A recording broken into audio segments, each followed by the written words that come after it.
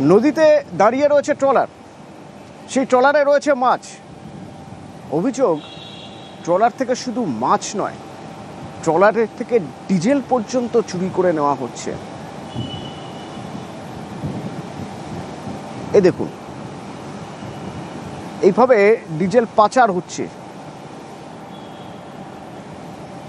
নামখানার ঘটনা, নামখানার ট্রলার মালিকরা তারা থানায় অভিযোগ করেছেন।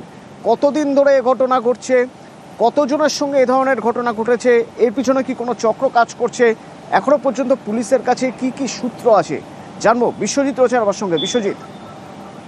হ্যাঁ দেখো অতনু, যে ছবিটা তুমি দেখতে পাচ্ছ একেবারে নামখানার হাতানিয়া দোয়ানিয়াতে নদীতে একেবারে দিনের প্রকাশ্য আলোতে যেখানে দেখা যাচ্ছে প্রচুর সংখ্যক যে ব্যারেল পড়ে রয়েছে, এগুলো কিন্তু ডিজেলের ব্যারেল।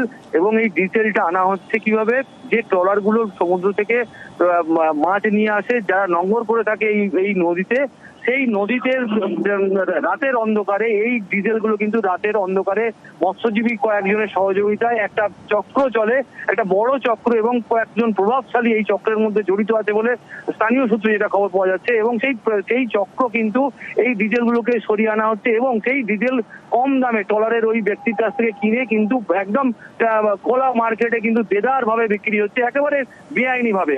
এইখানেই কিন্তু এই ছবি যখন সামনে এলো, স্বাভাবিকভাবে যে মৎস্যজীবী সংগঠন এবং যারা ট্রলার মালিকরা রয়েছে তারা কিন্তু এই মুহূর্তে উদ্বিগ্ন। তারা কিন্তু এখনই প্রশ্ন তুলতে শুরু করেছেন, যদি এইভাবে চলতে থাকে, একে সমুদ্রে মাছ নেই, ট্রলার ব্যবসা খুব খারাপ অবস্থায়, তারপরে যদি এরকম তেল এবং মাছ এইরকম ভাবে যদি চুরি হয়ে যায়, তাহলে কিন্তু অবিলম্বে ট্রলার গুলিকে বন্ধ করে দিতে হবে। এবং সেই কারণে কিন্তু ট্রলার মালিক সংগঠন এবং যারা ট্রলার মালিকরা রয়েছে তারা কিন্তু প্রশাসনের দ্বারস্থ হয়েছে। অতনু, ধন্যবাদ। মাঝে মাঝে তেল চুরি যাচ্ছে বলে শোনা যাচ্ছে কিছু কিছু মাছও চুরি হচ্ছে, ট্রলার থেকে তেল খালি নয়। অরিজিনাল ডিউটির লোকগুলোই এই কাজগুলো করে থাকে।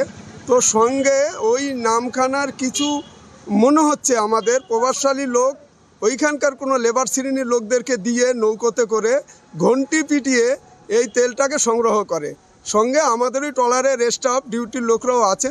এইভাবেই 2 নম্বরই করে তেলটা আমাদের চুরি হয়।